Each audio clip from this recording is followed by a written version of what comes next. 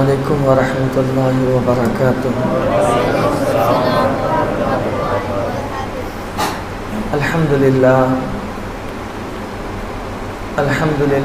رب العالمین والعاقبۃ للمتقین والصلاة والسلام علی سید الانبیاء والمرسلین وعلی آلہ واصحابہ الطیبین الطاہرین، اما بعد فاعوذ باللہ من الشیطان الرجیم، بسم اللہ الرحمن الرحیم۔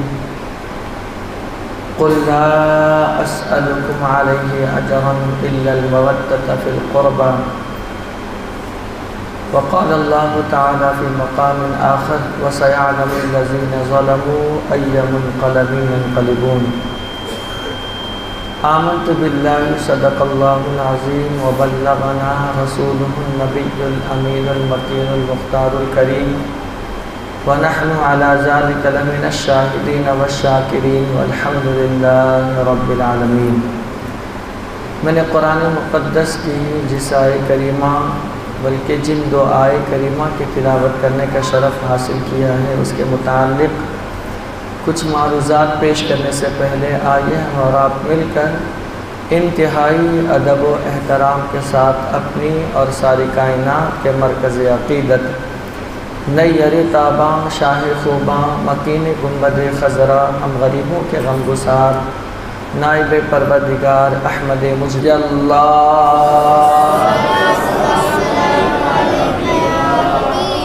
صلی اللہ تعالی علیہ وسلم۔ عزیزان محترم، آج کی یہ محفل بڑی ہی بابرکت اور بہت ہی مبارک محفل ہے، اس لیے کہ ہر فنکشن جو دنیا میں انسان کرتا ہے وہ کسی نہ کسی اہم ٹاپک کو لے کر کرتا ہے،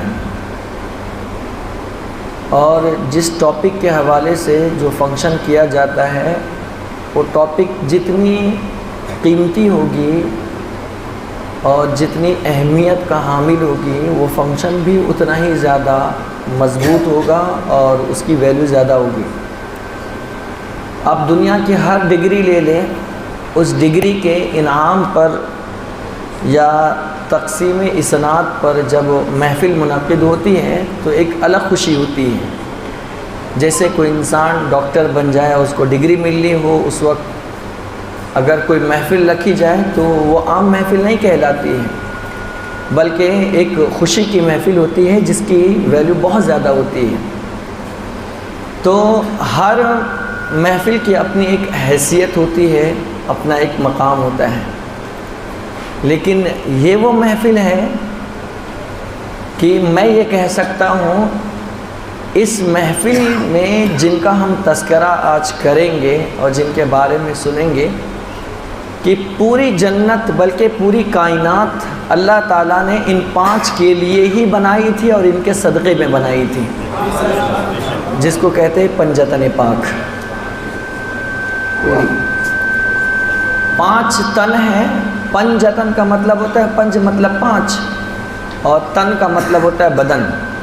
پنجتن مطلب 5 مبارک ہستی۔ ایک تو حضور ہیں جو مالک جنت ہیں، اللہ تعالیٰ نے ان کو پوری جنت کا مالک بنا دیا ہے، مالک جنت ہیں۔ نمبر 2 حضرت علی ہیں۔ حضور نے فرمایا، جس کو حضرت ابو بکر صدیق بیان کرتے ہیں، کہتے ہیں میرے بھائی علی، رسول اللہ صلی اللہ علیہ وسلم نے مجھ سے بیان فرمایا کہ جنت میں وہی شخص جائے گا جس کو علی جنت میں جانے کی اجازت دیں گے۔ تو نمبر 2۔ نمبر 3 سیدہ فاطمہ۔ میرے آقا نے فرمایا، فاطمہ بیٹی، کیا تو اس بات سے راضی نہیں ہے کہ اللہ تعالیٰ نے تجھ کو تمام جنتی عورتوں کا سردار بنا دیا ہے؟ تو حضرت فاطمہ عرض کرتی ہے، بابا پھر حضرت مریم کا کیا مقام ہوگا؟ تو سرکار نے فرمایا کہ حضرت مریم جو ہوگی وہ اپنے دور کی عورتوں کی سردار ہوگی، لیکن اللہ نے تم کو صرف اپنے دور کی نہیں بلکہ پوری کائنات کی عورتوں کا سردار اللہ نے تجھے بنا دیا ہے۔ یہ تیسری ہستی ہو گئی۔ اور چوتھی اور پانچویں وہ ہے، حضور فرماتے ہیں الحسن والحسین سیدہ شباب اہل الجنہ، حسن اور حسین جنتی جوانوں کے سردار ہیں۔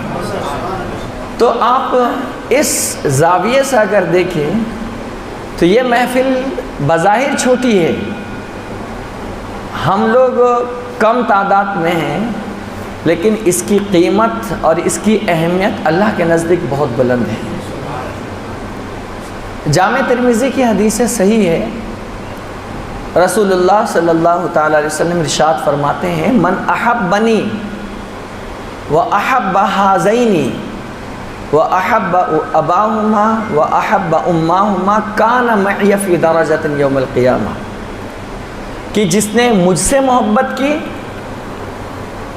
اور میرے ان دونوں نواسوں سے محبت کی، واحب ہذین، ان دونوں سے محبت کی، وَأَحَبَّ أَبَاهُمَا، اور ان کے والد علی سے محبت کی، وَأَحَبَّ أُمَّاهُمَا، اور ان کی والدہ فاطمہ سے محبت کی، كَانَ مَعِيَ فِي دَرَجَةٍ يَوْمَ الْقِيَامَةِ، قیامت کے دن اللہ جس درجے میں مجھ کو رکھے گا، ان سے محبت کرنے والے کو بھی اللہ وہی درجہ عطا فرمائے گا،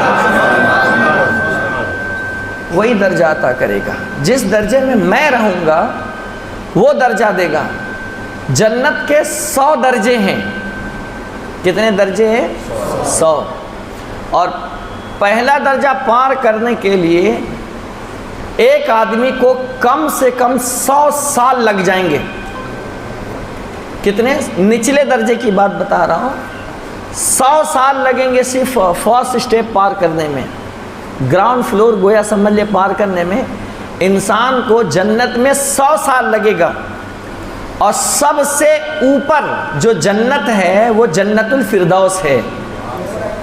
ایسے بھی آپ دنیا میں دیکھتے ہوں گے، جب کوئی ٹاور بنتا ہے نا تو بڑے لوگ ground floor, first floor, second floor لینا پسند نہیں کرتے ہیں، ان کو اوپر چاہیے، سمجھ گئے؟ اور 1 BH کی نہیں چلتی، ان کو پورا کا پورا فلور چاہیے، یا ہاف فلور چاہیے، 3 BH کی، 4 BH کی، یا پورا فلور چاہیے۔ کیوں؟ کیونکہ اس کا فائدہ یہ ہوتا ہے کہ کھلی فضا، کھلی ہوا، اور نیچے کا جھگڑا نہیں، لفڑا نہیں، چیخ و پکار نہیں، اور ایک اپنی ایک الگ دنیا رہتی ہے۔ کبھی وہاں کسی چیز کا کوئی مسئلہ نہیں رہتا ہے، آدمی اچھی زندگی گزارتا ہے، کیونکہ اوپر کا فلور ہوتا ہی اتنا خوبصورت۔ اور پھر دوسری بات، وہاں سے اوپر کے فلور سے آپ پوری دنیا کا نظارہ کر سکتے ہیں، ہر طرف دیکھ سکتے ہیں۔ یہ ایک آپ کو ایک سمجھانے کے لیے بتایا ہوں۔ تو جب دنیا میں اگر آپ اوپر کا فلور لیتے ہیں تو اتنا خوبصورت اس کا نظارہ ہوتا ہے، تو آپ ذرا گیس کریے اور سوچئے جنت الفردوس جو میرے رسول پاک کا گھر ہوگا، وہاں سے ویو کتنا خوبصورت آئے گا۔ اور وہ جگہ اتنی اچھی ہے، جنت الفردوس جو لاسٹ اسٹیپ ہے 100 فلور ہیں، اور وہ جگہ ایسی ہے جہاں سے ڈائریکٹ دن میں 2 مرتبہ اپنے پروردگار کا انسان دیدار کرے گا، دن میں 2 مرتبہ، ایک صبح اور ایک شام۔ اور اللہ کے دیدار کا تلذذ جو ہوگا، لذت، وہ ایسی ہوگی کہ 1000 سال تک کے اس کی لذت کبھی نہیں ہوگی۔ کبھی کبھی کوئی بریانی کھا لیتے ہیں نا، کہتے ہیں یار آج کیا ڈش تھا، کتنا، یعنی 2 دن تک اس کو ہم اندازہ لگاتے رہتے اور بات کرتے رہتے ہیں۔ لیکن جس نے اللہ کا دیدار کیا ہے، جو اپنے رب کا دیدار کرے گا، وہ ایسا محبت میں، اللہ کی محبت میں گم ہو جائے گا کہ اسے اب کسی چیز کی ضرورت ہی نہیں پڑے گی۔ لیکن یہ درجہ ملے گا کیسے ہم کو؟ اگرچہ ہم نبی نہیں ہیں، اگرچہ ہم صدیق نہیں ہیں، اگرچہ ہم شہید نہیں ہیں، اگرچہ ہم ولی اور صالحین نہیں ہیں، پھر بھی اگر ہم کو وہ درجہ چاہیے تو کیسے ملے گا؟ تو بس کہا گیا اتنا کرو ان 5 بدن سے اس 5 ہستی سے بے پناہ محبت کرو، اللہ اس کے صدقے میں وہ درجہ تمہیں عطا فرما دے گا۔ ان سے بے پناہ پیار کرو، بن مانگے، مفت، فری آف کاسٹ، آپ کو کچھ نہیں دینا ہے۔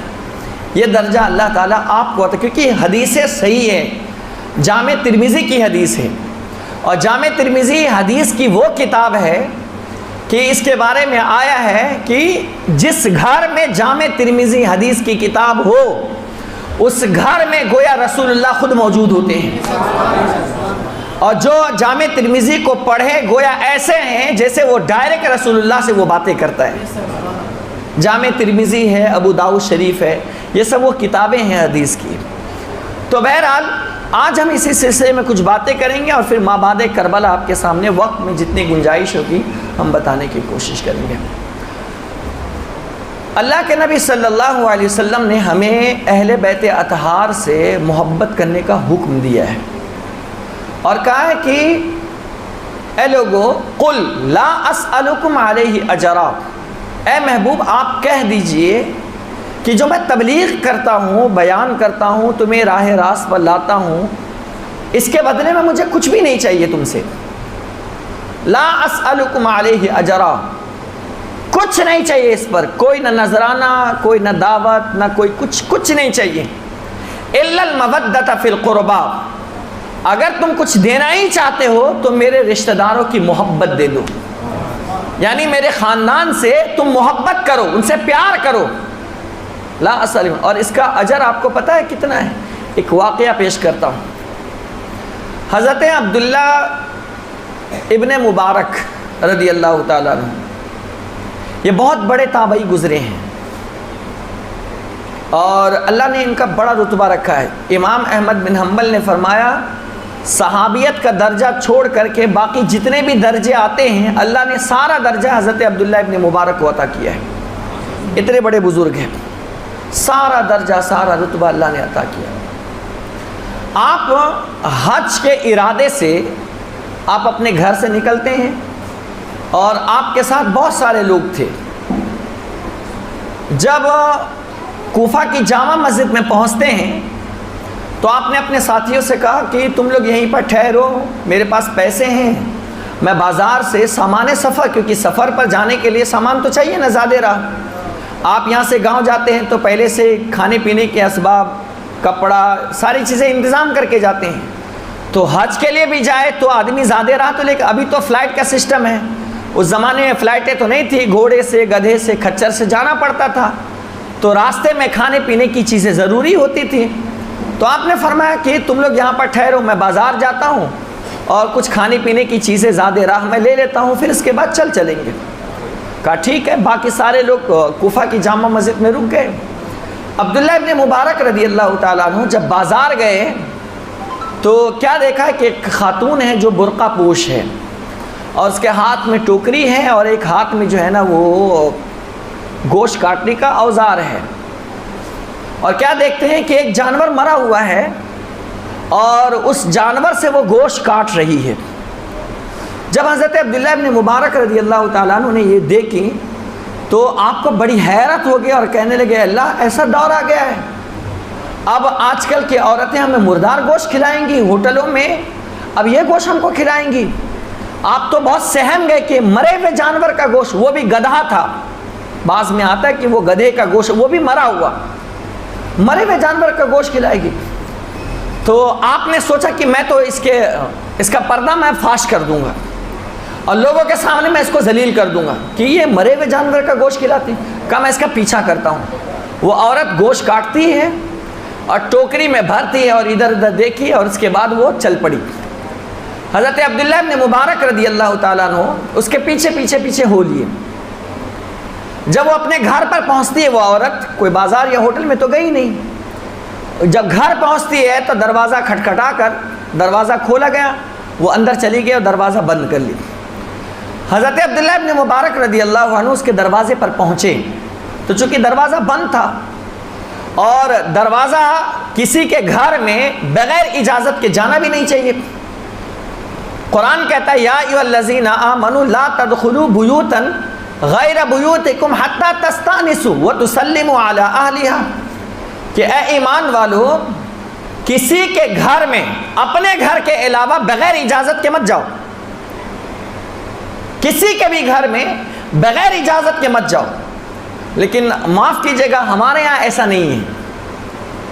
میرے دوست کا گھر ہے، میرے فلاں یار کا گھر ہے، میرے فرینڈ کا گھر ہے، بغیر پوچھے ہم لوگ کسی کے گھر میں چلے جاتے ہیں۔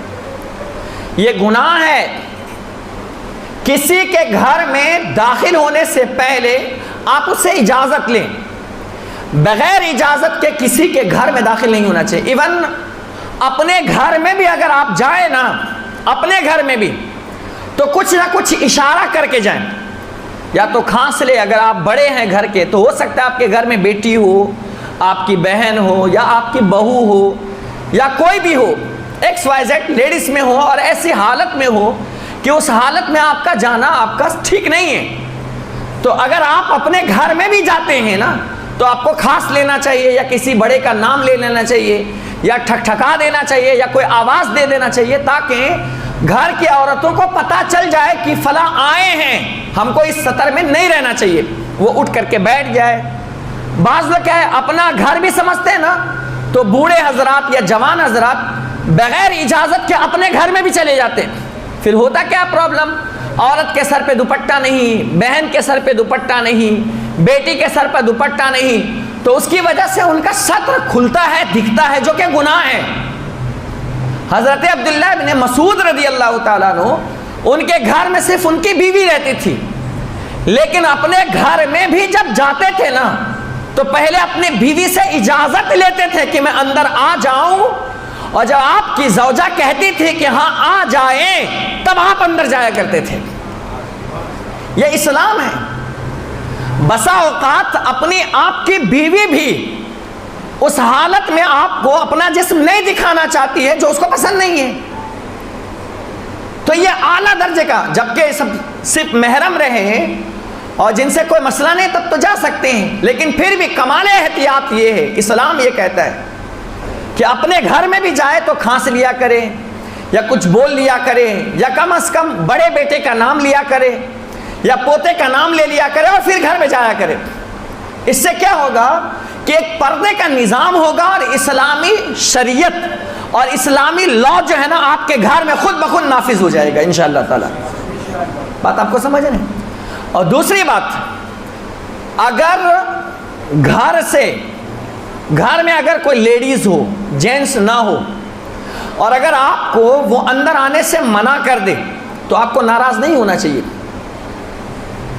کبھی کبھی کیسا ہوتا ہے کہ ہمارا دوست ہے یا کوئی ہمارے ریلیشن میں ہے، لیکن جینٹس نہیں ہے، لیڈیز ہے گھر میں، آپ آئے، دروازہ کھٹکھٹایا اور اندر سے کہہ دی کہ اندر فلاں صاحب نہیں ہے، تو آپ پر ضروری ہے کہ آپ واپس پلٹ جائیں، آپ گھر میں نہ جائیں، کیونکہ ہو سکتا ہے کہ آپ کا وہاں پر بیٹھنا صحیح نہ ہو، آپ کا وہاں پر رہنا صحیح نہ ہو۔ اگر صرف عورت ذات ہوگی، کوئی جوان عورت، اور آپ مرد ہے، تیسرا کوئی نہیں ہے، تو رسول اللہ کی حدیث ہے صلی اللہ علیہ وسلم، جب جوان مرد اور جوان عورت ایک کمرے میں رہتے ہیں تو ان کے بیچ میں تیسرا شیطان داخل ہو جاتا ہے، اور کب بہکا دے، کب ورغلا دے، کب گناہ کی طرف مائل کر دے، کسی کو کوئی پتہ نہیں ہے۔ بڑے بڑے کو شیطان نے ڈبا دیا ہے، بڑے بڑے کی عزت ڈوب گئی ہے، 3 4 بچے کی ماں جو ہے نا چھوٹے چھوٹے بچوں کے ساتھ بھاگ گئی ہے، یہی سب سچویشن کی وجہ سے۔ جو ہمارا گھر سب کے لیے کھلا رہتا ہے نا، یہ حالات ہیں ہمارے یہاں، معاف کیجیے گا، ہمارے یہاں پرمیشن کا سسٹم نہیں ہے، اجازت، اور اگر اجازت نہیں دے تو ہم لوگ برا مان جاتے ہیں، یار میں اتنے دور سے گیا اور مجھے گھر کے اندر بھی نہیں لیے، فلاں کی عورت تھی، کم سے کم پانی تو پلانا چاہیے تھا، نہیں پلائے تو کیا ہو گیا، آپ واپس پلٹ کر کے ہوٹل میں نہیں پی سکتے، 1000 دکانیں، آپ وہاں سے پانی پی لیجئے، کیونکہ وہاں کوئی مرد نہیں ہے نا، آپ کا جانا ایسے بھی مناسب نہیں ہے۔ بات آپ سمجھ رہے ہیں میری؟ تو اسلام یہ کہا، یا ایھا الذین آمنوا لا تدخلوا بیوتا غیر بیوتکم، اے ایمان والو اپنے گھر کے علاوہ دوسرے کے گھر میں داخل نہ ہو، حتی تستأنسوا، یہاں تک کہ تم اجازت لے لو، وَتُسَلِّمُ عَلَىٰ أَهْلِهَا، اور ان کے گھر والوں کو سلام کرو، بغیر سلام کے مت جاؤ۔ اچھا ہمارے ایک چیز اور ہے، جب گھر پر کوئی آتا ہے نا، ہم اندر سے پوچھتے ہیں کون، تو ہم کہتے ہیں میں ہوں، میں کیا کہتے ہیں، میں ہوں۔ تو حضور کے دور میں بھی ایسا ہوا تھا کہ حضور صلی اللہ علیہ وسلم کی حدیث ہے، جب کسی کے گھر پر جایا کرو نا تو لفظ میں کا لفظ استعمال مت کیا کرو، اپنا نام لیا کرو۔ پتہ نہیں میں کے لفظ سے کون سا دشمن ہو جو آ کر کے گھر پر آ جاوے،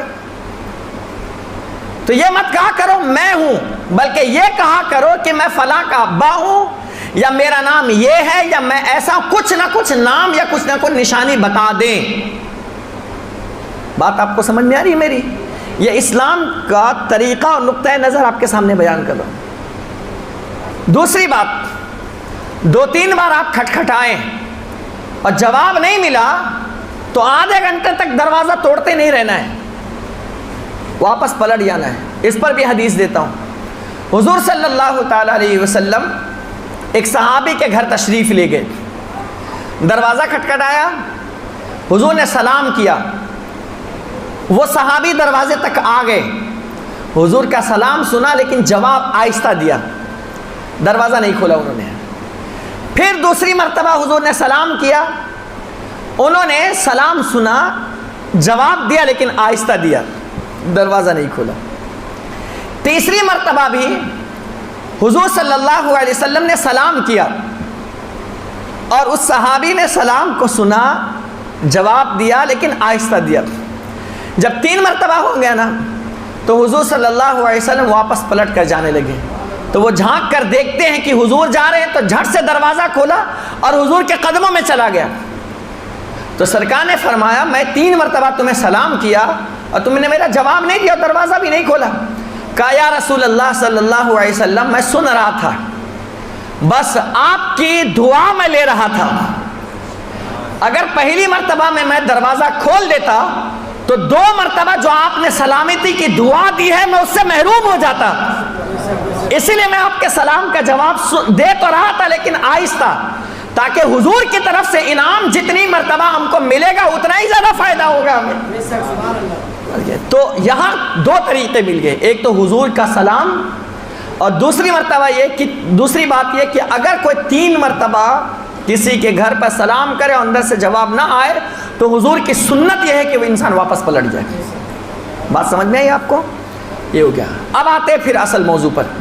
حضرت عبداللہ ابن مسعود دروازے پر کھڑے تھے، گھس تو سکتے نہیں تھے، تو اس دروازے میں ایک سوراخ تھی، مجبوری تھی، آپ نے جھانک کر دیکھا تو کیا دیکھا، 3 بیٹیاں ہیں، اور وہ عورت کر دیا ہے کہ جب انسان کے پاس کھانے کے لیے کوئی چیز نہ ہو تو پھر مردار جانور کھایا جا سکتا ہے، لہٰذا تم اس کو پکاؤ اور زندہ رہنے کے لیے کھا لو بیٹیوں۔ جب حضرت عبداللہ ابن مبارک یہ سنتے ہیں کہ مردار جانور ایسے زمانے میں کھایا جاتا، فوراً دروازہ کھٹکھٹایا، اندر سے آواز آئی، کون؟ کہا میں عبداللہ ابن مبارک ہوں، اور آپ دروازہ کھولیں، اور تمہیں اللہ رسول کا واسطہ ہے مردار جانور کو نہ بنائیں۔ تو اندر سے وہ عورت آواز دیتی ہے کہ تم ابھی کے ابھی جو بھی ہو تم یہاں سے چلے جاؤ، جو کچھ بھی ہماری بچی کھچی عزت ہے تم دروازہ کھلوا کر کے وہ نیلام نہ کرو، لوگوں کے سامنے میرا تماشا نہ بناؤ۔ تو حضرت عبداللہ ابن مبارک کہتے ہیں بہن میری، میں تمہاری بدنامی کرنے نہیں آیا ہوں یا تمہاری عزت کو برباد کرنے نہیں آیا ہوں، بلکہ دروازہ کھولو، میں تمہاری مدد کرنے کے لیے آیا ہوں۔ جب یہ تسلی دی دروازہ کھولا اور پھر حالت زار پوچھی، ان کے گھر کے حالات پوچھے تو کہا کہ ہم سید زادے ہیں۔ وہ عورت کہتی ہے ہم سید زادے ہیں اور ہمارے شوہر کا انتقال ہو گیا، ان کے وراثت سے جو کچھ ہمیں مال ملا تھا اس سے ہم اپنے بچوں کی پرورش کر رہے تھے، لیکن اتفاق سے کچھ دنوں سے سارا کا سارا مال ختم ہو گیا اور ہمیں کوئی دینے والا بھی نہیں ہے، اور پوزیشن یہ آ گئی کہ کم و بیش 3 دن سے ہم لوگ بھوکے ہیں، ہمارے پاس کھانے کے لیے کچھ بھی نہیں، ایک دانہ تک کے نہیں ہے۔ جب ہم جینے کے لیے کوئی راستہ نہیں بچا تب جا کر کے میں گئی اور وہاں سے مردار جانور کا گوشت لائی، اور جینے کے لیے شریعت بھی کہتی ہے جان بچانے کے لیے ایسے گوشت کو کھا لینا چاہیے۔ حضرت عبداللہ بن مبارک کے آنکھوں سے آنسو آ گئے۔ آپ کے پاس 500 درہم تھا اس زمانے میں، 500 درہم، آج سمجھ لے 50,000 روپے ہوں گے،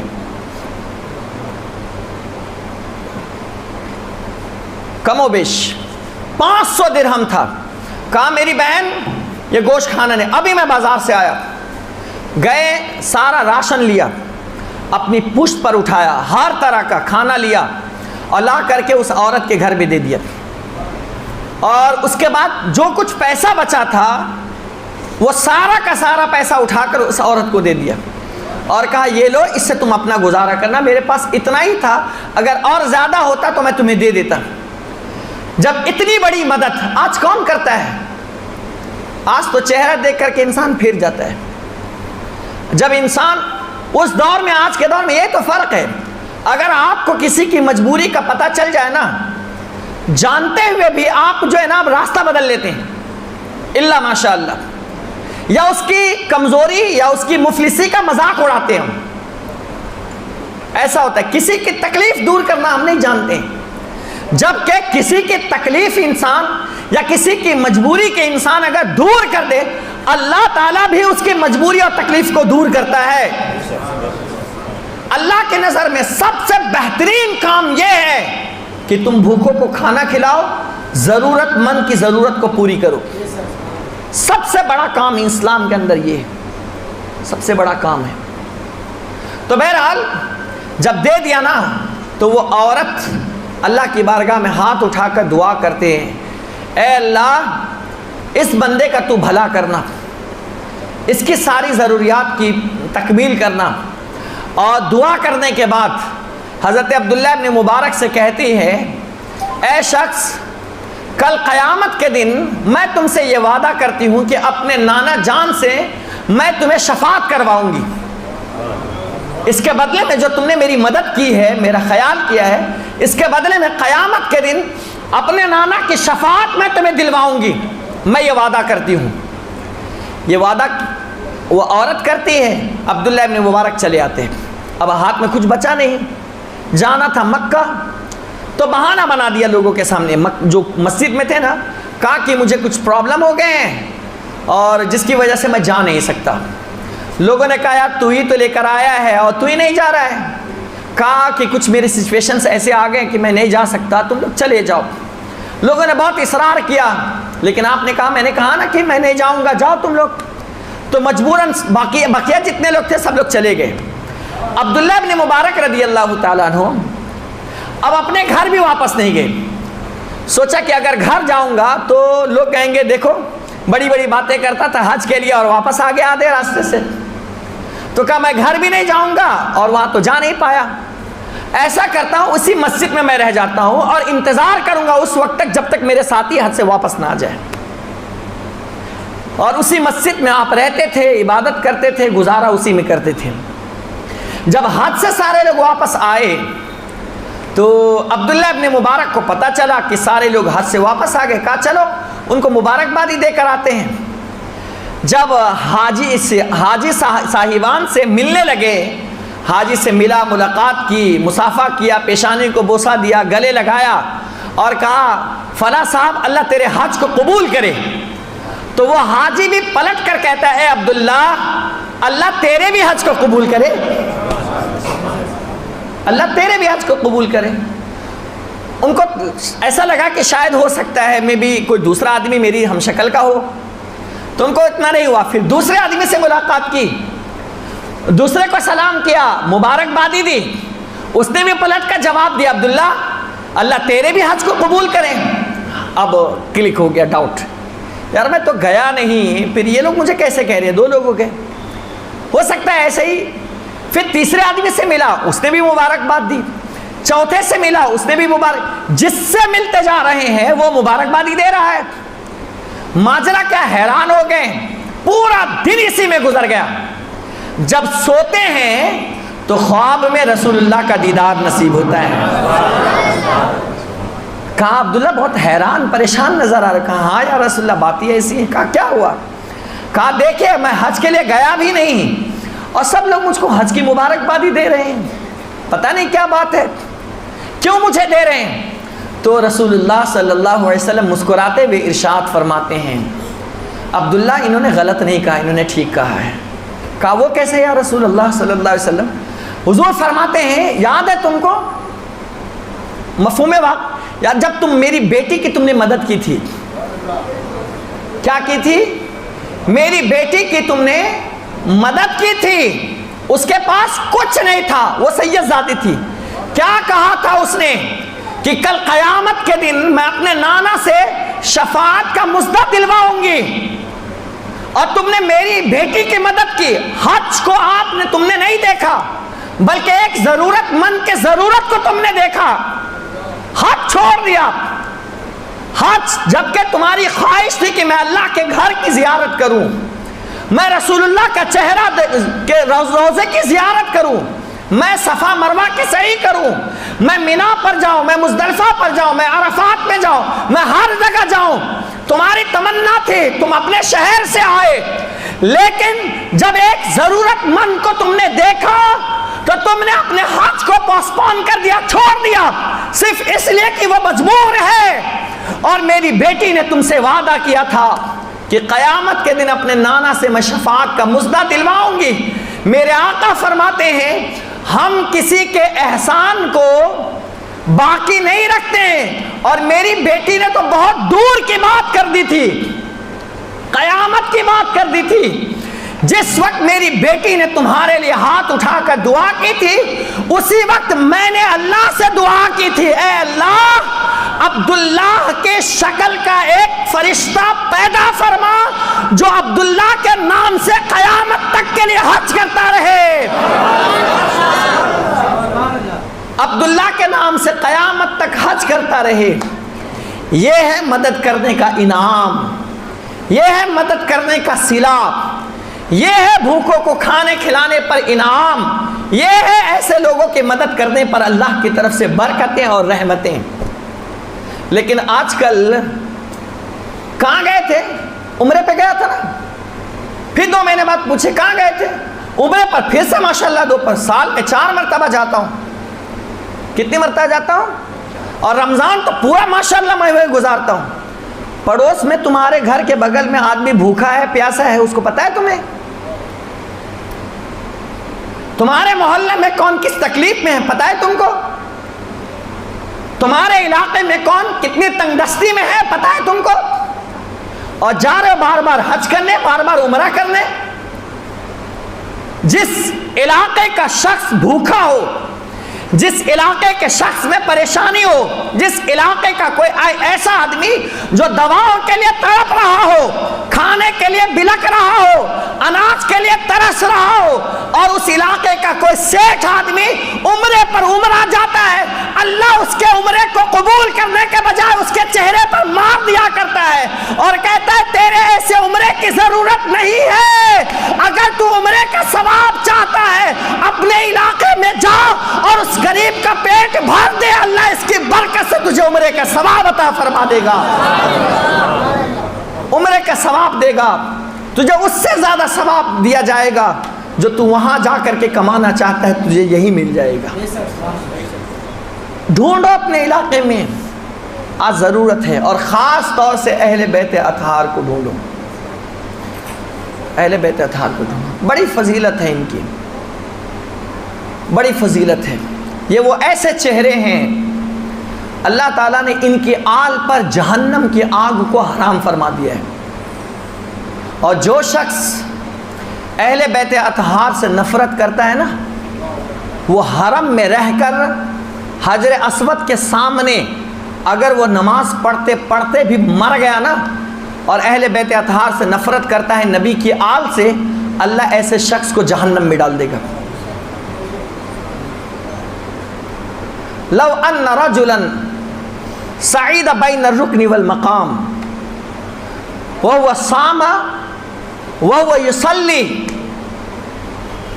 ومات وهو مبغض لأهل النار او كما قال النبی صلی اللہ علیہ وسلم۔ اگر کوئی شخص بین الرکن والمقام، حجر اسود اور مقام ابراہیم کے درمیان ہو، روزے کی حالت میں ہو پلس نماز پڑھ رہا ہو، روزے کی حالت میں ہو پلس نماز پڑھ رہا ہو، اور جگہ کون سی ہے؟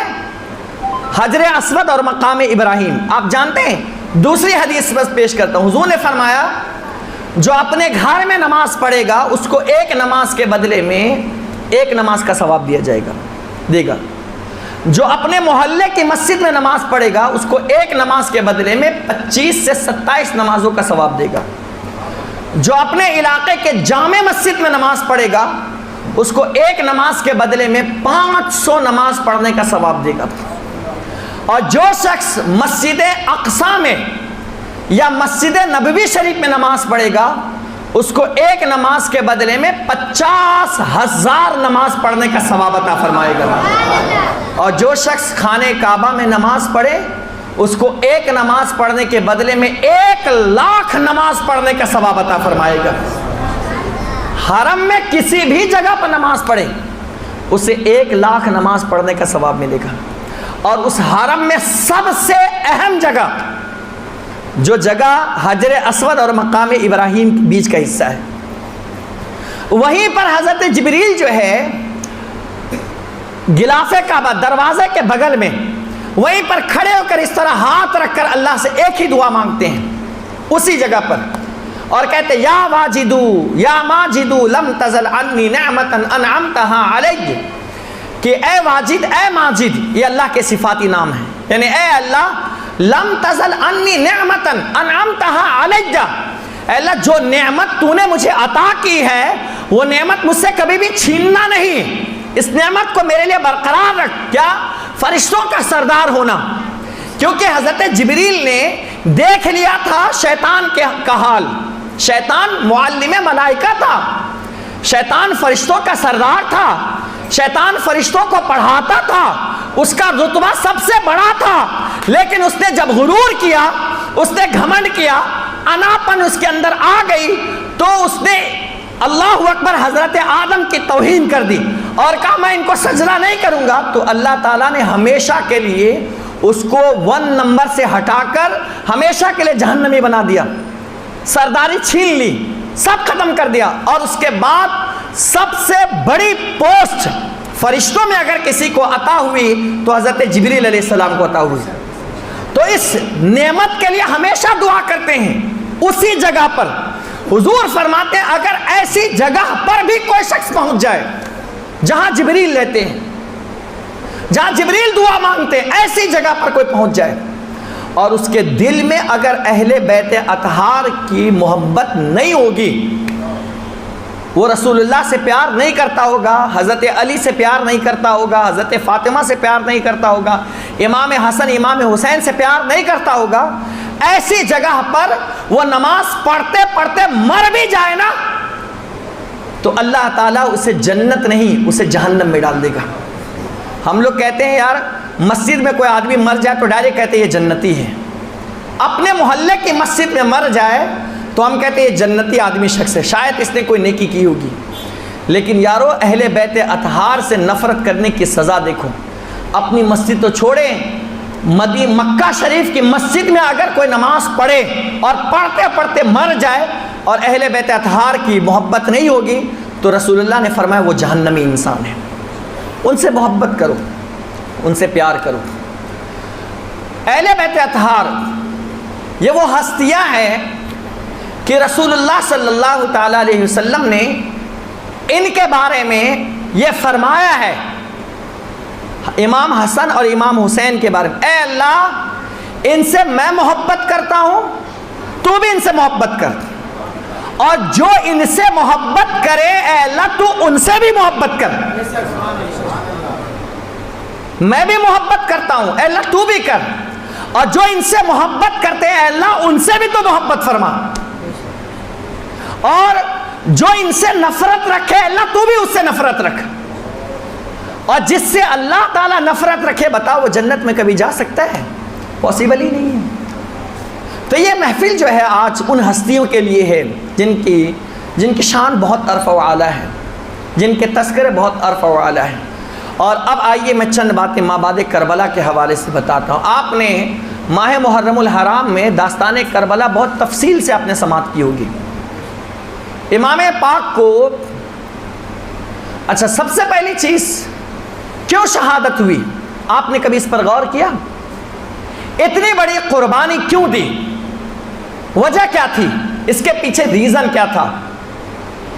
سبب کیا تھا؟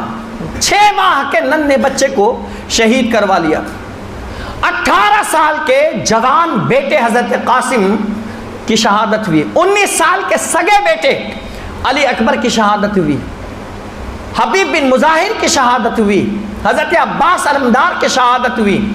82 نفوس قدسیہ کی شہادت ہوئی کم و بیش یا 72.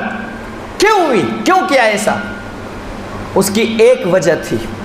بہت ساری وجہوں میں سے ایک وجہ یہ تھی کہ رسول اللہ کا دین آنے والے دور میں آسانی سے پہنچ سکے اور آسانی سے رسول اللہ کی امت اس پر عمل بھی کر سکے،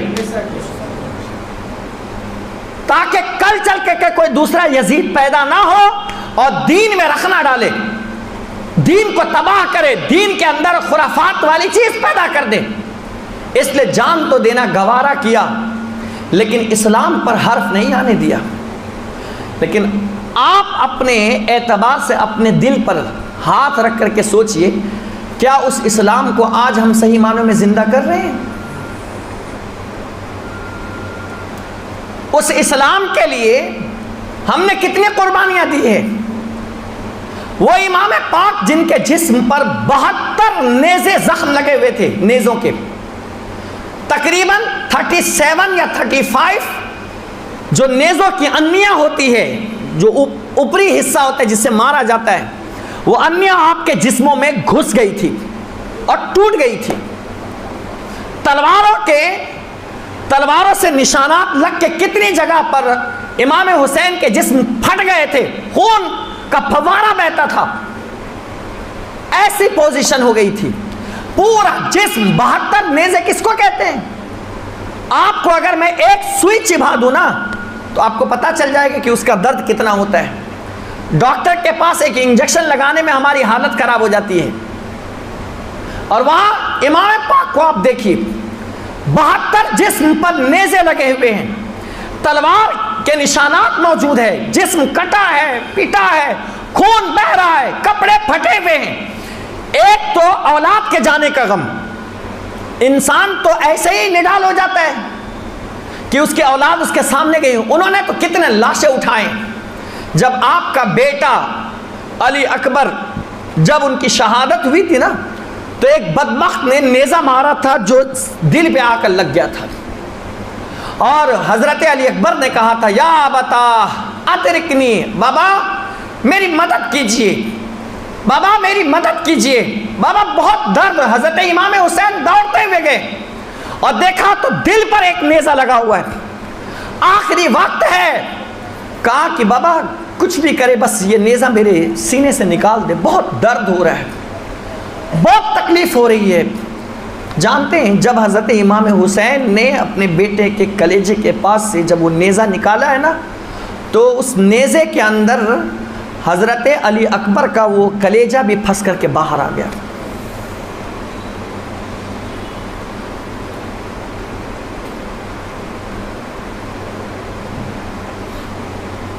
یہ قربانی دی ہے.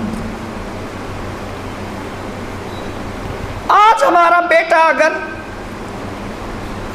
یا ہمارا بھتیجا یا ہمارا بھانجا یا کوئی بھی ایکس وائی زیڈ ہمارے گھر کا قریبی یارو بیمار ہو جائے نا، ہمیں نیند نہیں آتی. باپ اپنے بیٹے کو لے کر بھاگتا ہے، ماں اپنے بچے کی تڑپ میں تڑپ جاتی ہے، بے چین اور بے قرار ہو جاتی ہے. نہ انہیں کھانا میسر، نہ انہیں پانی میسر. یہاں گھر میں سب ہونے کے باوجود بیٹا یا بیٹی بیمار ہو جائے ماں کی نیندیں حرام ہو جاتی. لیکن کربلا کو دیکھو، بیٹا مقتل میں موجود ہے، باپ سامنے ہے، کہہ رہا باپ سے بیٹا کہہ رہے بابا کلیجے سے نکالے نا بہت تکلیف ہو رہی ہے، بہت تکلیف ہو رہی ہے، اور جب نکالا تو اس نیزے کے ساتھ دل بھی باہر آ گیا۔ امام حسین پر کیا گزری ہوگی۔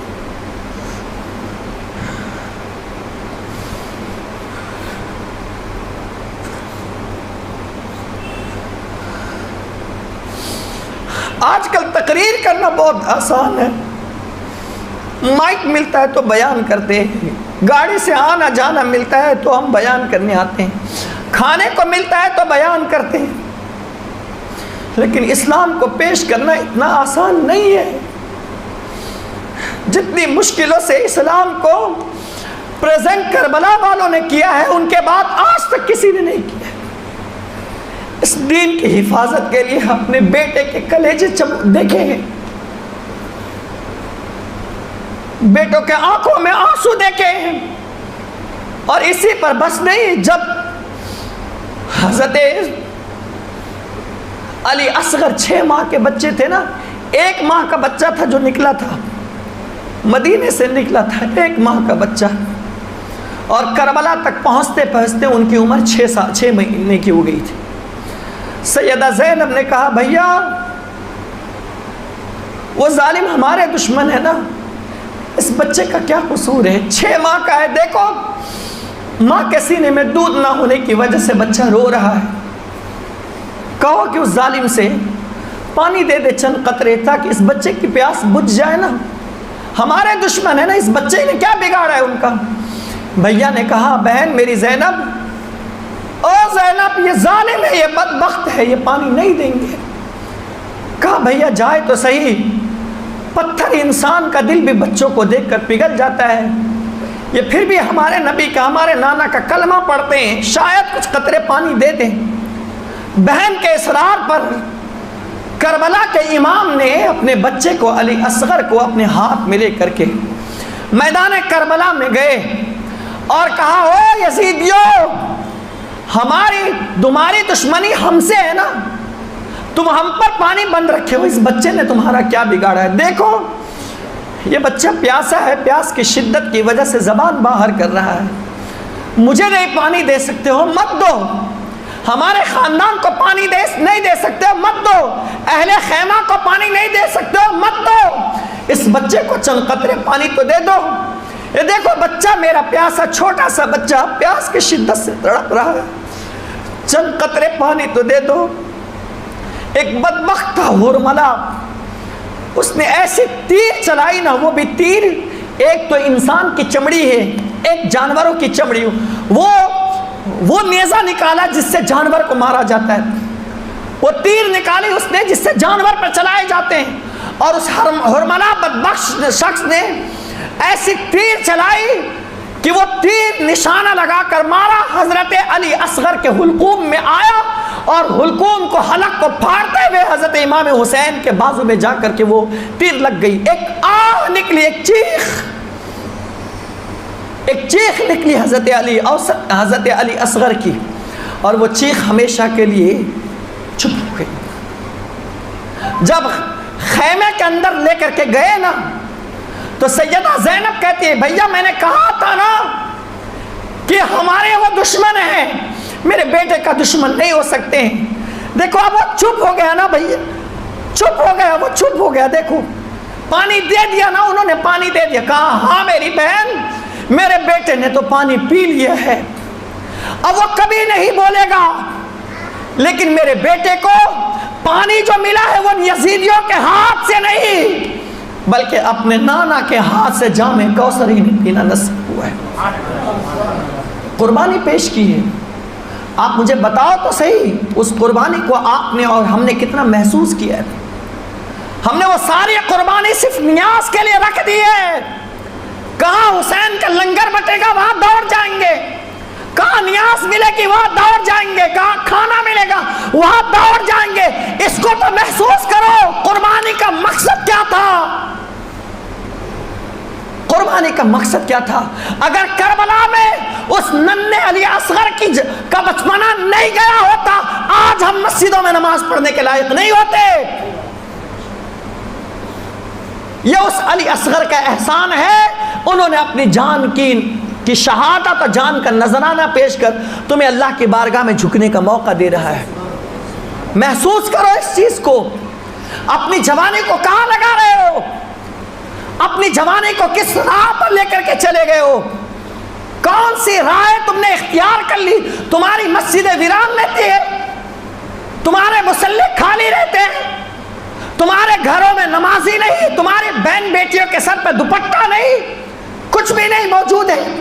کیا جواب دو گے کربلا والوں کو قیامت کے دن؟ ذرا سوچو تو صحیح، غور کرو۔ یہ قربانیاں پیش کی امام حسین نے، 72 نیزے لگنے کے باوجود بھی جب آخری وقت آیا نا تو آپ نے یزیدیوں سے کہا تھا، او یزیدیوں، کوفیوں، یہ وہ وقت ہے جس وقت میرے نانا منبر پر کھڑے ہو کر خطبہ دیا کرتے تھے، یہی وہ وقت ہے جس وقت میرے نانا مصلی پر نماز پڑھا رہے ہوتے۔ آپ کے جسم میں طاقت نہیں تھی، لیکن پھر بھی آپ نے کہا کہ مجھے اتنی مہلت تو دے دو، مجھے قتل کر دینا، شہید کر دینا، لیکن مجھے اتنی مہلت تو دے دو کہ کم سے کم آخری وقت میں اللہ کی بارگاہ میں سجدہ تو کر سکوں۔ اور کیا امام حسین نے؟ کہاں کیا؟ تلواروں کے سائے میں کیا۔ آپ کے ارد گرد تو تلواریں نہیں گھوم رہی نا، آپ پر تو پانی بند نہیں کیا گیا نا، آپ پر کھانا تو بند نہیں، پھر نماز کیوں نہیں پڑھتے ہو؟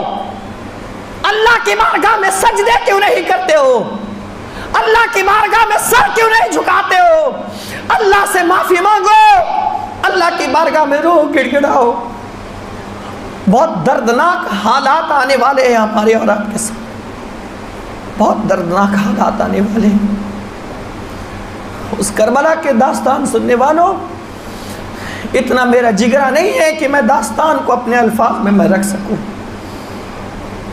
جگرا نہیں ہے۔ امام حسین کو سجدے میں شہید کیا گیا ہے، جب آپ عین سجدے کی حالت میں تھے، اور ہم تو اپنے سجدے بستر پر گما دیتے ہیں، بازار میں گما دیتے ہیں، دوستوں کی پارٹی میں گما دیتے ہیں، کام کاج میں لگا دیتے ہیں اور سجدے چھوڑ جاتے ہیں۔ کیسی زندگی ہو گئی ہماری؟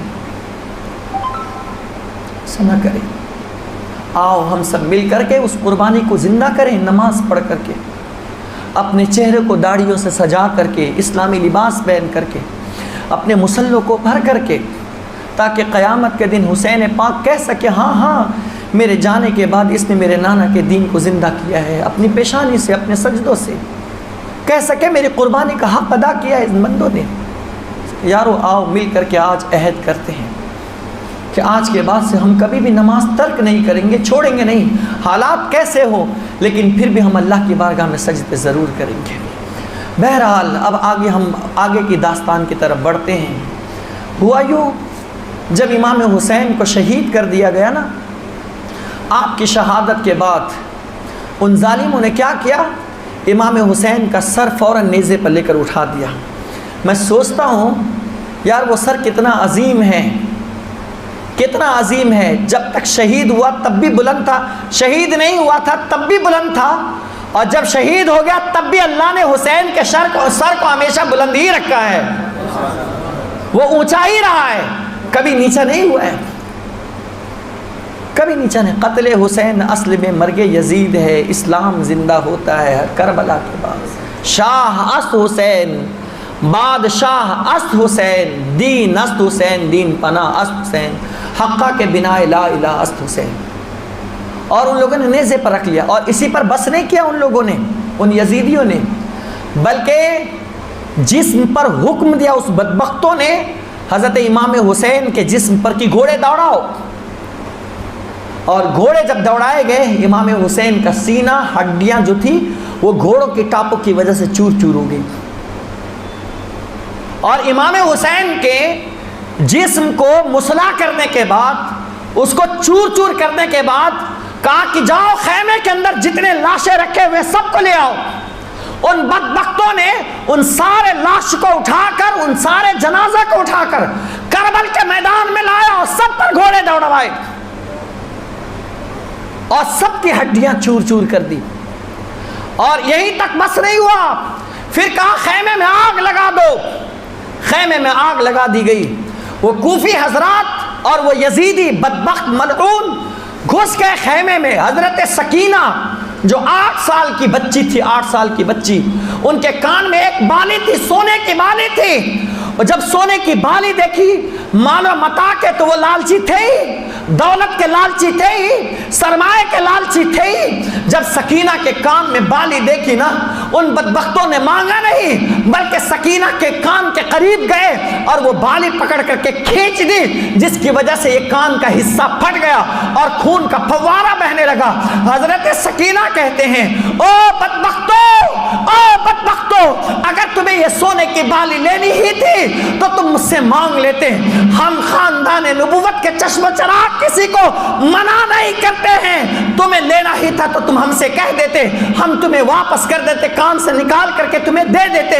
لیکن تم نے ایسا چھینا ہے کہ دیکھو میرا کان پھٹ گیا ہے، جس سے خون کا فوارہ بہ رہا ہے. اللہ اکبر. آگ لگا دی گئی اور بہن بیٹیوں کے سروں سے دوپٹے چھین لیے گئے. حضرت امام زین العابدین جو اس وقت بیماری کی حالت میں تھے، جس میں اتنی طاقت نہیں تھی جس کے ذریعے سے آپ اٹھ سکتے تھے، آپ کے جسم میں اتنی قوت نہیں تھی جس کے ذریعے سے اپنے جان کی حفاظت کر سکتے تھے، لیکن ایک ایسی ہستی تھی، ایک ایسی بہادر بیٹی تھی جسے زینب کہا جاتا ہے. ان کے رگوں کے اندر مولا مشکل کشا کا خون دوڑ رہا تھا.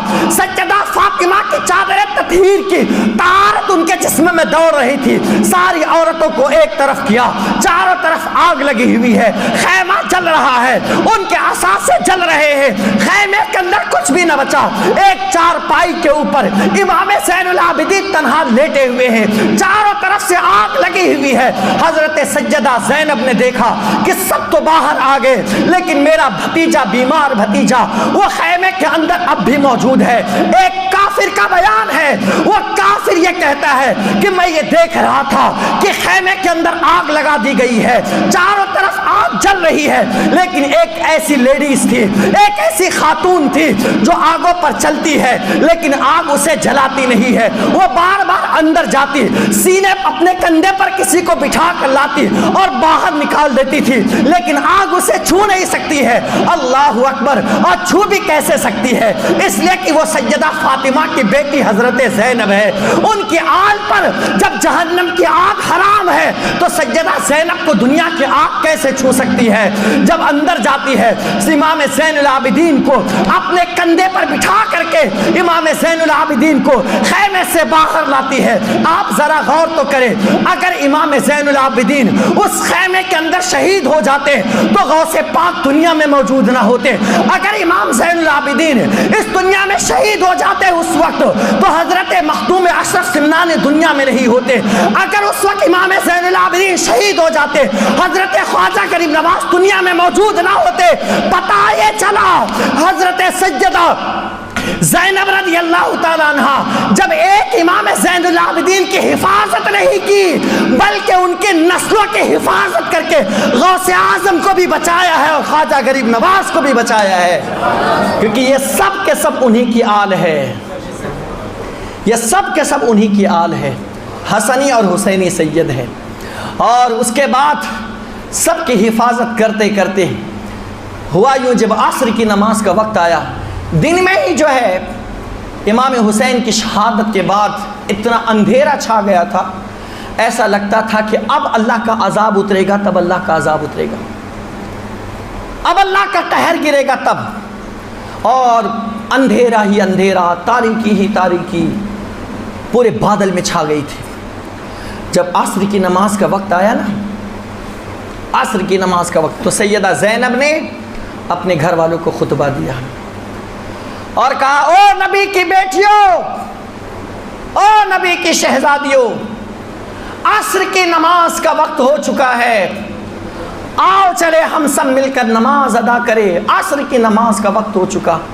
تو کسی خاتون نے کہا، بی بی زینب، نماز کے لیے وضو شرط ہے اور ہمارے پاس پانی موجود نہیں ہے، ہم پانی کہاں سے لائے وضو کے لیے؟ اور تیمم کے لیے بھی مٹی ضروری ہے، یہ مٹیاں تو سب خون سے لہو لہان ہیں، ہم کیسے نماز ادا کریں؟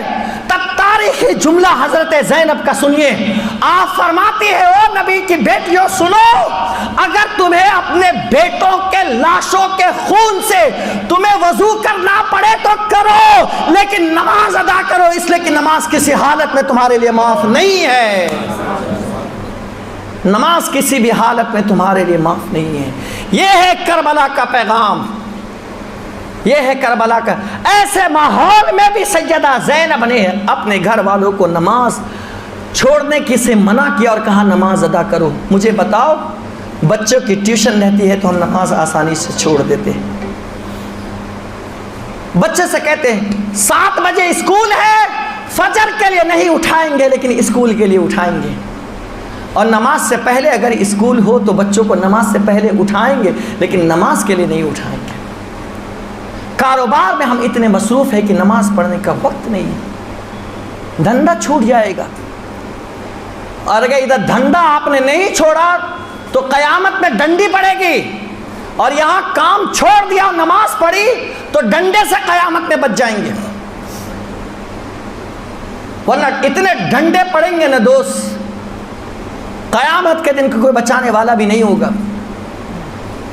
نماز پڑھو, نماز کسی صورت میں معاف نہیں ہے.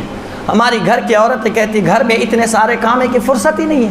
سیریل دیکھنے کے لیے ان کو برابر ٹائم رہتا ہے, پکچر دیکھنے کے لیے ٹائم رہتا ہے, سارا کام کرنے کے لیے ٹائم رہتا ہے, بس نماز ہی ایسی چیز ہے نماز پڑھنے کے لیے ٹائم نہیں ہے. گیم کھیلنے کے لیے ٹائم رہتا ہے, بہانے بناتے بہانے. قیامت میں بہانہ نہیں چلے گا, قیامت میں بہانہ نہیں چلنا ہے.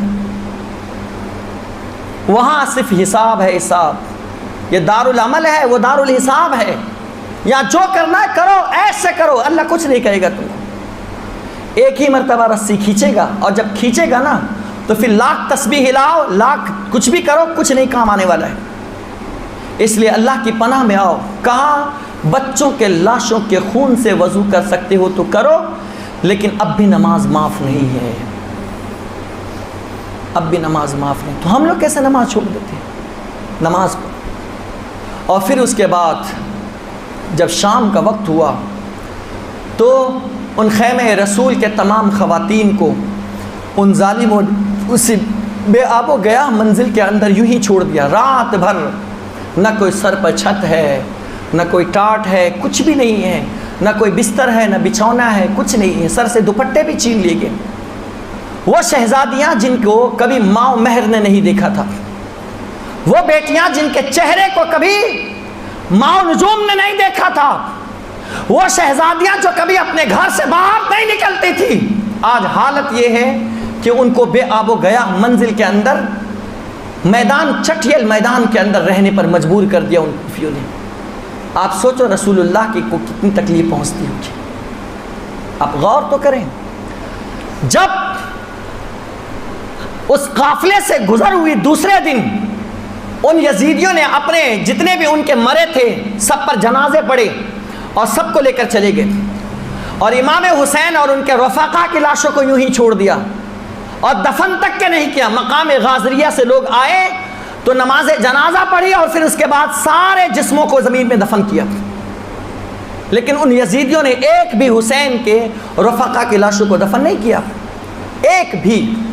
جانتے ہیں جب وہاں سے گزر ہوئی ان قافلے والوں کی تو سیدہ زینب نے اپنے بھیا کے لاشے کو دیکھ کر کہا تھا واہ محمدہ, واہ محمدہ, یا رسول اللہ خبر لیجئے, آپ کا نواسہ دیکھیے چٹیل میدان کے اندر لیٹا ہوا ہے.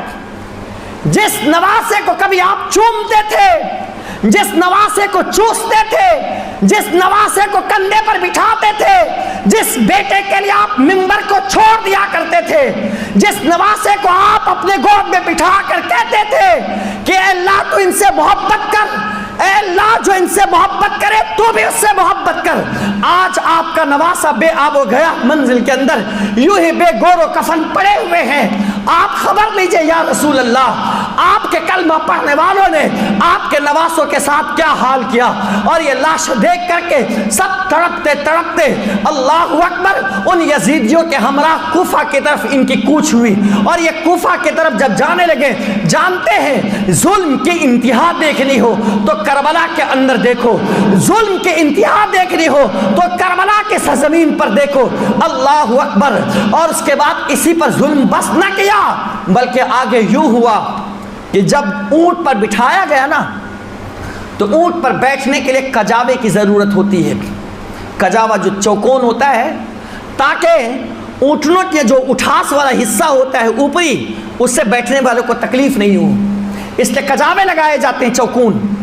لیکن ان یزیدیوں نے، ان بدبختوں نے وہ کجاوے بھی ان اونٹیوں سے چھین لیے. سر پر دوپٹہ نہیں، بھوکے پیاسے ہیں، تکلیف ہے. بھائی کا غم، بیٹے کا غم، اولاد کا غم، چچا کا غم اور خاندان کا غم، سب کے غم ایک ساتھ نظر آ رہے ہیں. اور اس کے بعد حالت یہ ہے اللہ اکبر کہ ان کے جسم سے دوپٹے بھی ہٹا لیے. حالت یہ ہے کہ جس اونٹنی پر بیٹھے ہوئے ہیں اس میں سے کجاوے بھی چھین لیے ان بدبختوں نے. اور اسی شدت اور اسی پر بس نہیں کہ ہاتھ باندھے امام زین العابدین کے گلے میں زنجیر کا توق ڈال دیا ان بدبختوں نے، پیر باندھ دیے اور اونٹنی پر بٹھا کر کے پھر کوفہ لے کر کے گئے. اور کوفہ جب لے کر کے گئے، کوفہ اللہ اکبر، تو ان بدبختوں نے، ابن زیاد کا حکم تھا کہ ان کو پورے کوفہ میں گھمایا جائے. پورے کوفہ میں جب کوفہ میں گھمانے کی باری آئی نا تو لوگوں کو پتہ چلا کہ حسین ابن علی کو شہید کر دیا گیا اور ان کے عورتوں کو قیدی بنا کر کے گھمایا جا رہا. لوگ جو ہے اپنے چھتوں پر چڑھ گئے، لوگ سڑکوں پر آ گئے اور سینہ پیٹنا شروع کر دیا اور سر پر مارنا شروع کر دیا اور کہا یا حسین ہم نہ تھے، زینب ہم نہ تھے. جب سیدہ زینب کا قافلہ گزر رہا تھا اور غیر محرموں کی نظر جب عورتوں پر پڑ رہی تھی تو سیدہ زینب نے پھر اپنے خیمے والوں سے کہا تھا، او نبی کی شہزادیوں، آج ہمارے سروں پر دوپٹہ تو نہیں ہے لیکن غیر محرموں کی نظر ہم پر پڑ رہی ہے. سنو، اللہ تعالیٰ نے ہمارے چہرے پر، سر پر بال اس لیے دیے ہیں جب تمہارے سروں پر دوپٹہ نہ ہو تو اپنے بالوں کے ذریعے سے اپنے چہروں کا پردہ کرو، لیکن پردہ کرو تاکہ کسی غیر محرم کی نظر تمہارے چہرے پر نہ پڑ پائے، تمہارے چہرے پر نہ پڑ پائے. آج مجھے بتاؤ، کیا ہماری بہن بیٹیاں بغیر پردے کے گھر کے باہر نہیں جاتی ہیں؟ کیا ہم اپنی بہن بیٹیوں کو جنس پہنا کر کے باہر نہیں گھماتے ہیں؟ کیا اپنی بیویوں کو بغیر پردے کے باہر نہیں گھماتے؟ اپنی بیٹیوں کو جنس پہنا کر کے اور شارٹ لیس کپڑے پہنا کر کے کالج نہیں بھیجتے؟ نہیں بھیجتے؟ کیا جواب دیں گے ہم اور آپ؟ اسلام کے ماننے والے ہیں نا، مسلمان ہیں نا. غور تو کرے، سوچو تو صحیح. یہ دنیا چند دن کی ہے، یہ کسی کی نہیں ہوئی ہے. بڑے بڑے تاجور آئے ہیں اور چل دیے ہیں، آج ان کا نام و نشان بھی نہیں، ان کی قبر پر فاتحہ پڑھنے والا بھی نہیں ہے. تو ہم اور آپ کو دنیا کیا پہچانے گی؟ کیا پہچانے گی؟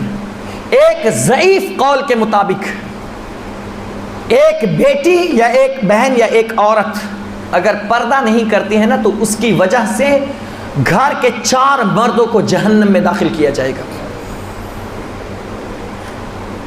اگر بیٹی بے پردہ ہے اور باپ منع نہیں کر رہی ہے، باپ چاہے نمازی کیوں نہ ہو، 5 وقتہ نمازی کیوں نہ ہو، چہرے پر داڑھی کیوں نہ ہو، اپنے آپ کو متقی اور پرہیزگار کیوں نہ کہتا ہو، وہ کچھ بھی اپنے آپ کا ہو، کوئی فرق نہیں پڑتا ہے.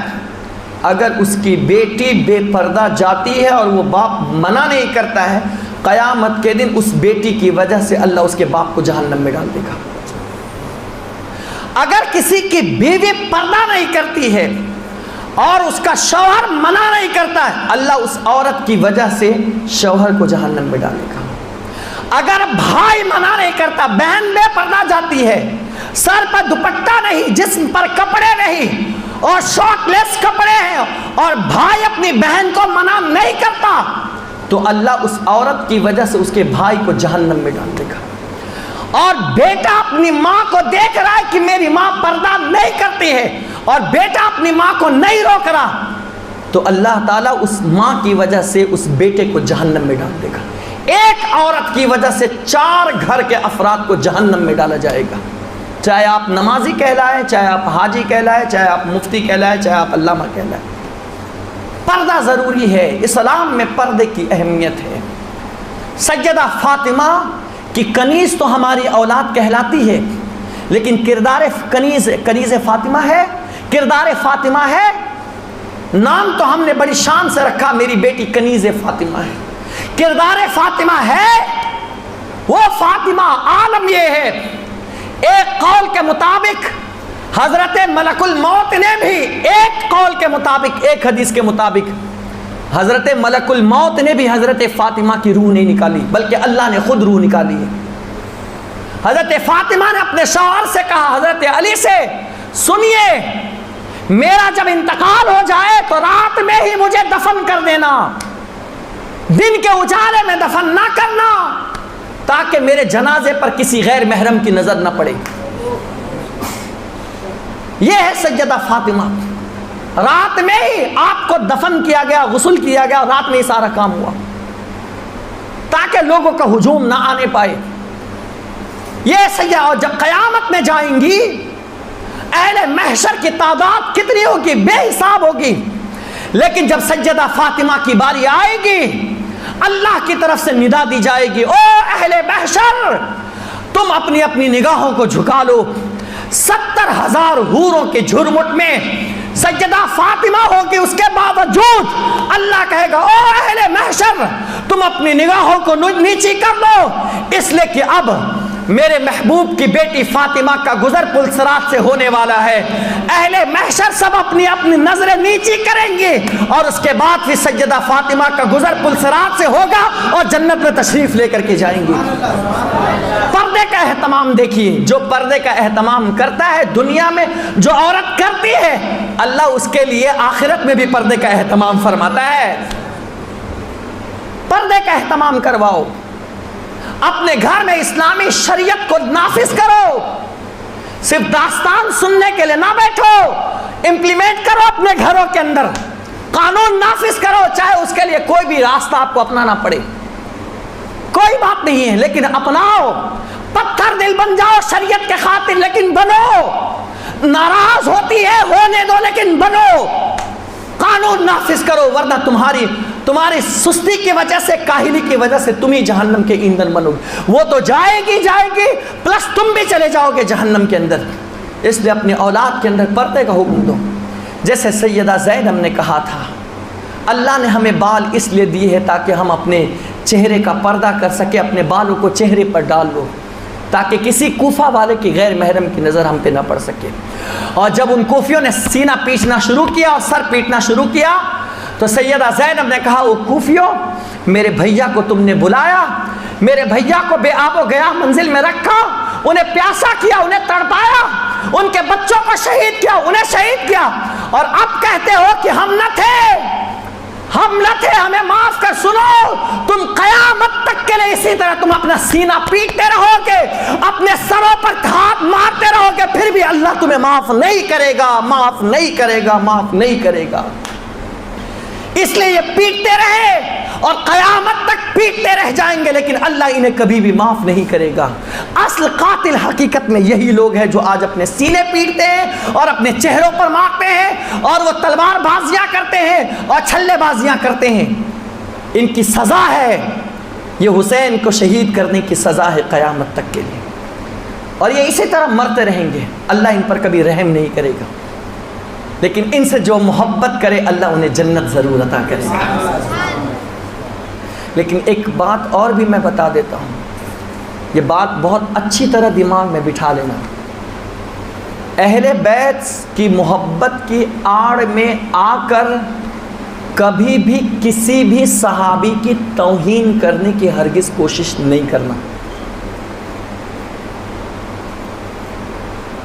دوسری بات، کسی بھی صحابہ کے آپسی جھگڑے میں، آپسی جنگ کے سلسلے میں ڈسکس نہیں کرنا۔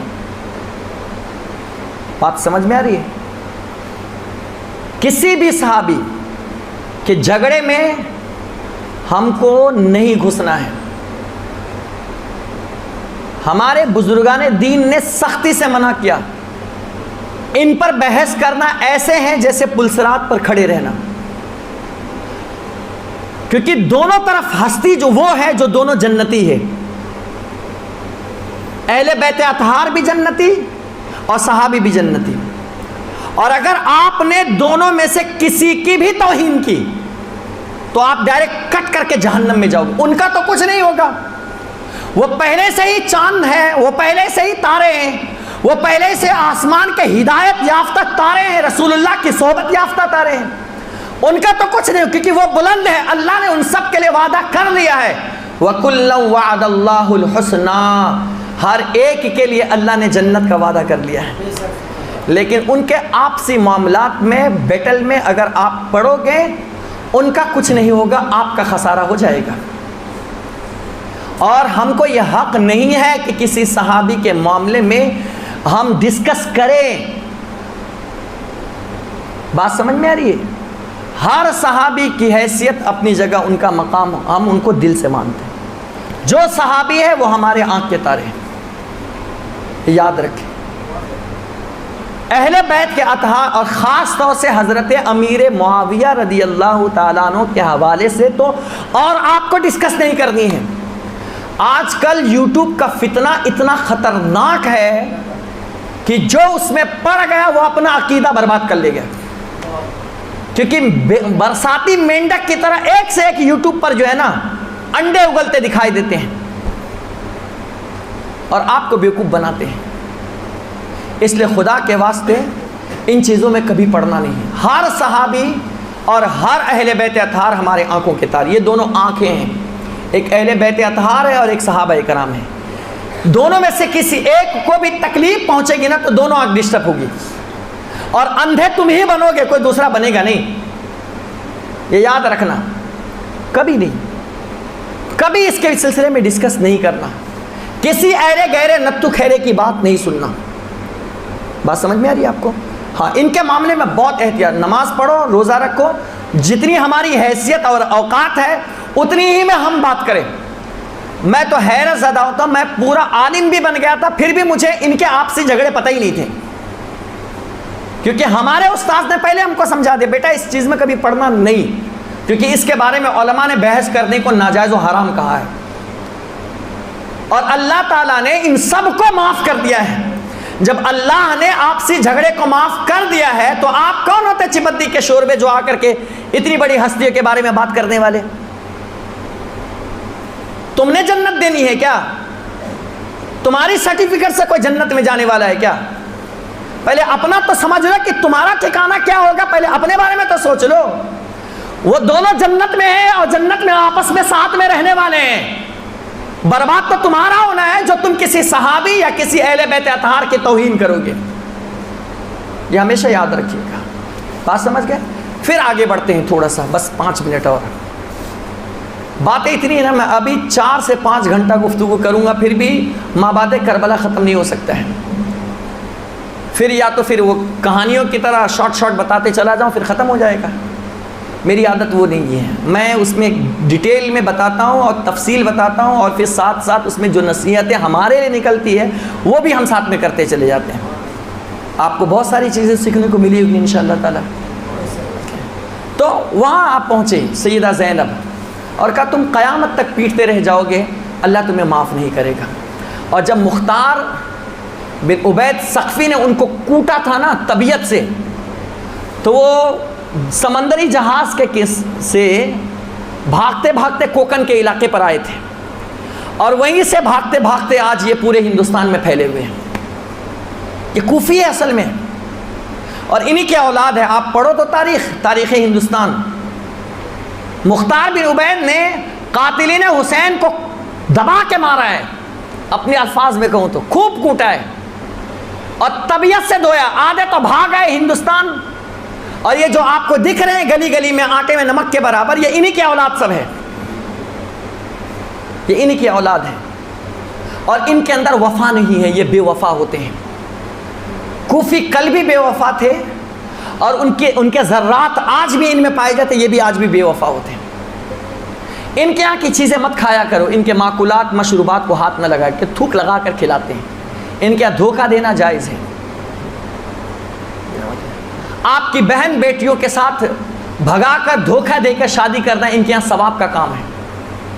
یہ ایسے بدبخت ہیں، ان کے یہاں متعہ حلال ہے، contract marriage for one month 1 week, اس طرح سے کانٹریکٹ میرج ان کے یہاں جائز ہے۔ اسلام میں یہ سب جائز نہیں ہے، خیبر سے موقع کے بعد منع کر دیا گیا، لیکن آج بھی یہ لوگ کرتے ہیں، دوسرے کی بہن بیٹیوں کی عزت کو تار تار کرتے ہیں۔ ان سے ہمارا کوئی رشتہ نہیں ہے، یہ کھانے دے تو نہ کھاؤ، پینے دے تو نہ پیو، نیاز دے تو نہ لو، کچھ بھی دے نہ لو، یہ ہمارا ہے ہی نہیں۔ جو حضرت ابو بکر کو گالی دے، بلکہ یہ 12 صحابی کے علاوہ کسی صحابی کو نہیں مانتے ہیں، 12 صحابی کو چھوڑ کر 1,24,000 صحابی کم و بیش ہے، سب کو کافر کہتے ہیں۔ ان کے کفر کی ہم ان کے اپنے پیروں کے تلے مانتے ہیں، ہماری جوتیوں کے برابر نہیں ان کی حیثیت۔ یارو، جس ابو بکر صدیق کو میرے رسول پاک نے اپنے پہلو میں بلا کر سلا کر یہ بتا دیا کہ دنیا میں ہی جنت میں ہے، کیونکہ رسول اللہ کی قبر اطہر جہاں ہے وہ جنت کی کیاریوں میں سے ایک کیاری ہے، جنت کی کیاریوں میں سے، کیونکہ میرے حضور نے فرمایا نا، ما بین قبری و منبری روضۃ من ریاض الجنہ، میری قبر سے لے کر میرے منبر تک بیچ کا جتنا حصہ ہے وہ جنت کے کیاریوں میں سے ایک کیاری ہے۔ اسی کیاری میں حضرت ابو بکر کو بھی سلا دیا اور اسی کیاری میں حضرت عمر کو بھی سلا دیا۔ تو لاکھ چلاتا رہا حضرت ابو بکر و عمر کافر ہے، لیکن رسول اللہ نے دنیا میں ہی جنت میں بٹھا دیا اور بتا دیا تیرے کفر تیرے پاس رکھ، یہ میرے دونوں تھے، کل بھی تھے، آج بھی اور قیامت میں بھی میرے ساتھ ہی رہنے والے ہیں، ساتھ میں رہنے والے ہیں۔ اور جب اٹھیں گے نا میدان محشر کے لیے، حدیث صحیح ہے کہ سب سے پہلے میں اٹھوں گا، میرے بعد ابو بکر ہوں گے اور عمر ہوں گے، اور دونوں کے کندھے پر میں ہاتھ رکھ کر اللہ کی بارگاہ میں جاؤں گا۔ یہ ہے حضرت ابو بکر و عمر جو پہلو میں سلائے گئے ہیں۔ تو بہرحال مارا گیا ان کو خوب طبیعت، اور بددعا ہے حضرت زینب کی۔ اور پھر اس کے بعد سر حسین کو ان بدبخت نے ابن زیاد کے پاس گورنر ہاؤس میں رکھا ایک تھالی میں، تو چھڑی سے جو ہے مارنا شروع کیا حضرت امام حسین کی زبان پر۔ تو عبداللہ ابن عفیف ازدی صحابی، نابینا صحابی، بوڑھے صاحب، بہت کم دکھتا تھا، کہا او بدبخت چھڑی ہٹا، تجھے نہیں پتا ہے کہ یہی وہ زبان ہے جس کو رسول اللہ چوستے تھے؟ تجھے نہیں پتا ہے کہ اسی پیشانی کو چومتے تھے؟ تو عبید اللہ ابن زیاد کہتا ہے کہ اگر تو بوڑھا نہ ہوتا نا تو میں تجھے قتل کر دیتا۔ تو کہا کہ مجھے میرے بڑھاپے کا تجھے خیال ہے اور رسول اللہ کے نواسے کی نسبت کا تجھے خیال نہیں ہے، مجھے بڑھاپے کی وجہ سے چھوڑ رہا ہے اور رسول اللہ کے نواسے ہونے کی وجہ سے تو کہاں مر گیا تھا، کیوں شہید کیا؟ اور یہ کہتے ہوئے آپ نکل رہے ہیں کہ لوگوں نے غلام کو جو ہے تخت پر بٹھا دیا اور حسین ابن علی کو ان ظالموں نے شہید کر دیا اور کذاب ابن کذاب کو بٹھا دیا۔ یہ ساری باتیں اس نے سن لی، تو بعد میں جا کر کے وہ جو صحابی تھے بوڑھے، اس بدبخت نے اس صحابی کو بھی شہید کروا دیا۔ اور پھر اس کے بعد پھر یہ قافلہ دمشق پہنچا۔ جب دمشق کے قریب پہنچا نا یہ قافلہ، اس سے پہلے ایک واقعہ پیش آیا تھا، ایک گرجا گھر تھا۔ جب دیکھا کہ لوگ جشن مناتے ہوئے حسین کے سر کو لے جا رہے ہیں اور ایک لٹا پٹا قافلہ ہے، تو اس گرجا گھر کا جو پادری تھا، وہ پادری نے پوچھا کہ یہ کون لوگ ہیں؟ تو کہا یہ حسین ابن علی کا سرکار، یہ وہی جو تمہارے نبی کے نواسے لگتے ہیں؟ کہا ہاں۔ کہا یہ علی کے بیٹے؟ کہا ہاں۔ کہا تم نے ان کو شہید کر دیا؟ کہا ہاں ہم نے شہید کر۔ کہا تمہیں حیا نہ آئی؟ ہمارے پاس تو آج وہ نشانات جو اللہ اکبر حضرت عیسیٰ کے، ہم اس کی بھی حفاظت کرتے ہیں، اور تم سے اتنا بھی نہ ہو سکا اور تم نے حسین کو شہید کر دیا۔ پھر اس نے کہا کہ 10,000 درہم میرے پاس ہے، یہ لے لو، اور رات ہو گئی، یہ سر حسین مجھے دے دو۔ وہ لالچی تھے ہی پیسے کے، لے لیا پیسہ۔ رات میں اس پادری نے، گرجا گھر کے پادری نے سر حسین کو لیا، اس کو غسل دیا اور کافور لگائی، خوشبو لگائی. جب رات کی تاریکی ہوئی تو کیا دیکھا؟ سر حسین سے لے کر آسمان تک نور ہی نور جگمگا رہا ہے. اور اس منظر کو دیکھنے کے بعد وہ شخص جو گرجا گھر کا پادری تھا وہ کلمہ پڑھ کر کے مسلمان ہو جاتا ہے. یہ خدمت کا انعام ہے جو اللہ کی طرف سے میسر ہے. اور پھر اس کے بعد وہ جب پیسہ کھولے نا تو وہ سب ٹھیکری بن گئی تھی، کچھ نہیں ملا. دنیا کی لالچ یارو بہت خطرناک ہے. آگے بڑھتے ہیں. چھوٹا سا شخص یزید کے دمشق تک جب پہنچنے والا تھا نا قافلہ، تو 1 میل پہلے سے اس نے پورے دمشق کو سجایا تھا اور استقبال کے طور پر ڈھول بجوا رہے تھے. اور کیا کہہ کے کہ یہ مظلوم اور یہ ظالموں کا قافلہ آ رہا ہے، یہ باغیوں کا قافلہ آ رہا ہے. اللہ اکبر. یہ نہیں کہا حسین ابن علی کا سر لایا جا رہا ہے. اور ڈھول بجوائے جا رہے تھے. آج بھی ہمارے مسلمان بھائی لوگ ڈھول بجاتے ہیں. شرم نہیں آتی ہے ان لوگوں کو. اور کہتے خوشی میں ہم امام حسین کی فتح میں ہم ڈھول بجا رہے ہیں. تمہارے ابا جب مر جاوے نا، یا ہمارے ابا مر جاوے اور جنازہ رکھنا، کہنا میرا بابا جنتی ہے، جنت میں جانے کے لیے میں ڈھول بجا رہا ہوں. نہیں گاؤں والے کوٹ دیے نا تم کو، طبیعت سے بھر دیے تو سمجھ میں آ جائے گا کہ باپ کا جنازہ رکھا ہے اور ڈھول بجاتا ہے. اور کون بجائے گا؟ سب کے آنکھوں میں آنسو رہتے ہیں. یار حسین کی یاد میں تم الٹے سیدھے کام کر کے اس کو محبت کا نام دیتے ہو. یہ پھکٹ باتیں ہیں، الٹی سیدھی چیزیں ہیں، یہ سب کرو نہیں. یہ کام یزیدیوں کا، ہمارا کام نہیں ہے.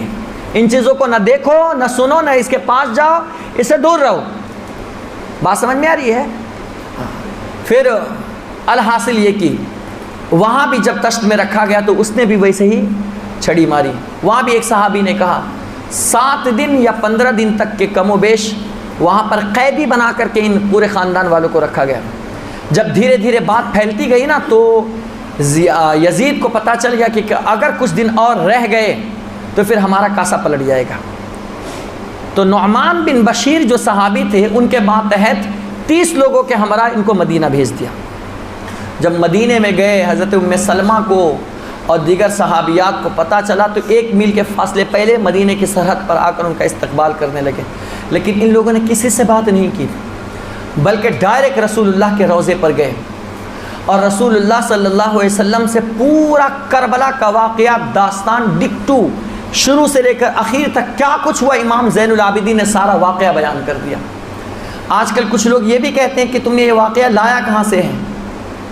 سب سے عینی شاہد اور عینی گواہ اس پورے کربلا کے واقعے کا خود حضرت امام زین العابدین ہے.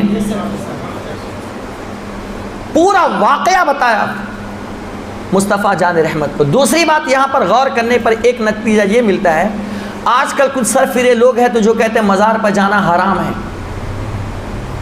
کہتے ہیں کہ نہیں، مزار پر جانا حرام ہے، ناجائز ہے، مت جاؤ. لیکن امام زین العابدین سے زیادہ پڑھے لکھے ہو تم، امام زین العابدین سے زیادہ سمجھدار ہو. امام زین العابدین جب دمشق سے نکلتے ہیں اور مدینہ پہنچتے ہیں تو اپنے گھر نہیں جاتے ہیں اور لوگوں کو داستان نہیں بتاتے ہیں، بلکہ ڈائریکٹ رسول اللہ کے روضے پر پہنچ کر پوری داستان رسول اللہ سے بیان کرتے ہیں. پتہ یہ چلا، 2 باتیں پتہ چلی. پہلی بات تو یہ کہ مزار پر جانا ناجائز و حرام نہیں، بلکہ امام زین العابدین کی سنت ہے. اور دوسری بات یہ پتہ چلی کہ رسول اللہ اپنے قبر اطہر کے اندر زندہ ہے، تبھی تو داستان بتا رہے ہیں. اور اسی کو امام عشق و محبت سید سرکار اعلیٰ حضرت فرماتے ہیں، تو زندہ ہے واللہ، تو زندہ ہے واللہ، میرے چشم عالم سے چھپ جانے والے، میرے چشم عالم سے چھپ جانے والے. یہ چند باتیں تھیں، اور بھی بہت ساری باتیں ہیں، لیکن اسی پر میں اکتفا کرتا ہوں اور اللہ سے دعا کرتا ہوں کہ اللہ ہم سب کو فیض یاب فرمائے اور کربلا والوں کے صدقے میں اللہ ہماری مغفرت فرمائے.